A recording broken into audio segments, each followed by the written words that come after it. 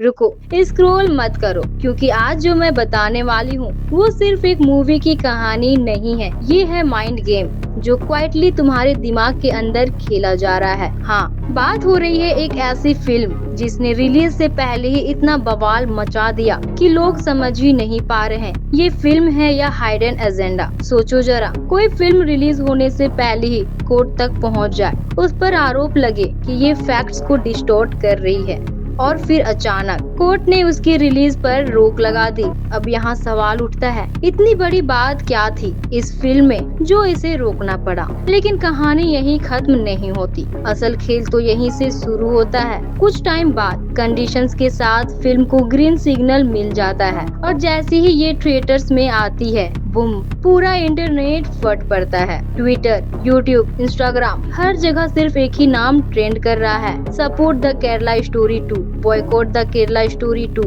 मतलब फिल्म ने ऑडियंस को एंटरटेन कम, डिवाइड ज्यादा कर दिया। अब यहाँ से सबसे डेंजरस पार्ट शुरू होता है। एक साइड बोल रही है ये फिल्म आंखें खोल देती है, ये सच्चाई है। दूसरी साइड बोल रही है ये प्रोपेगेंडा है, लोगों को भड़काने का तरीका है। अब तुम खुद सोचो, एक ही चीज इतनी अलग परसेप्शन कैसे क्रिएट कर सकती है? आंसर सिंपल है, perception is the real power. अब थोड़ा डीप में चलते हैं। जब कोई नॉर्मल मूवी आती है तो लोग बात करते हैं एक्टिंग, स्टोरी, सॉन्ग्स की, लेकिन यहाँ डिस्कशन हो रहा है रिलीजन, पॉलिटिक्स, आइडियोलॉजी। मतलब ये मूवी कम साइकोलॉजिकल बैटलफील्ड ज्यादा बन चुकी है। और सच बताओ, ये कोई एक्सीडेंट नहीं है, ये सब प्लान भी हो सकता है। आजकल कुछ फिल्म मेकर्स एक चीज बहुत अच्छे से समझ गए हैं, अगर कंट्रोवर्सी क्रिएट कर दी तो पब्लिसिटी अपने आप हो जाएगी। नो एड्स, नो प्रमोशन, सिर्फ कंट्रोवर्सी, अनलिमिटेड अटेंशन। अगर ये फिल्म सच में अवेयरनेस फैला रही है तो ऑडियंस एडुकेट क्यों नहीं हो रही,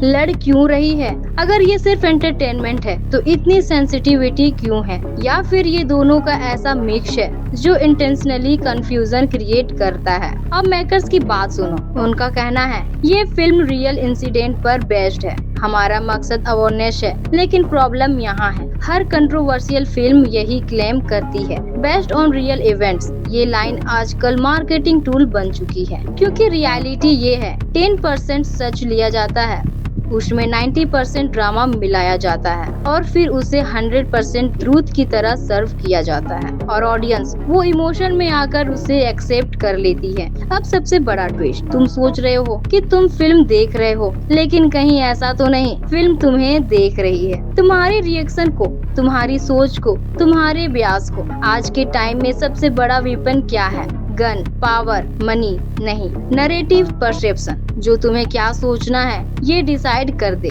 वही असली विनर है। अब थोड़ा ऑडियंस को भी मिरर दिखाते हैं। हम क्या करते हैं, ट्रेलर देखते ही जजमेंट बना लेते हैं, थंबनेल देखकर ओपिनियन बना लेते हैं, और फिर कमेंट सेक्शन में जाकर ये सही है, ये गलत है, जैसे हम ही जज हैं। लेकिन सच ये है, हमने पूरी रिसर्च नहीं की, हमने मल्टीपल सोर्सेस नहीं देखे, हमने खुद नहीं सोचा, हम बस रिएक्ट करते हैं, और यही सबसे बड़ा ट्रैप है। अब बात करते हैं बॉक्स ऑफिस की। कंट्रोवर्सी जितनी बढ़ी उतनी क्यूरियोसिटी बढ़ी। लोग सिर्फ ये देखने जा रहे हैं कि आखिर इस फिल्म में ऐसा क्या है, और यही है रियल गेम। हेट भी पैसा बनाता है, सपोर्ट भी पैसा बनाता है। एंड में जीत किसकी होती है? फिल्म की। ये थी आज की सबसे डेंजरस स्टोरी, जहाँ फिल्म से ज्यादा तुम्हारी सोच पर एक्सपेरिमेंट हो रहा है। और अगर तुम ऐसे ही रो, रियल और बिना फिल्टर वाले कंटेंट चाहते हो तो याद रखना, नाम है TZS एंटरटेनमेंट। क्योंकि यहाँ सिर्फ खबर नहीं मिलती, यहाँ तुम्हें वो दिखाया जाता है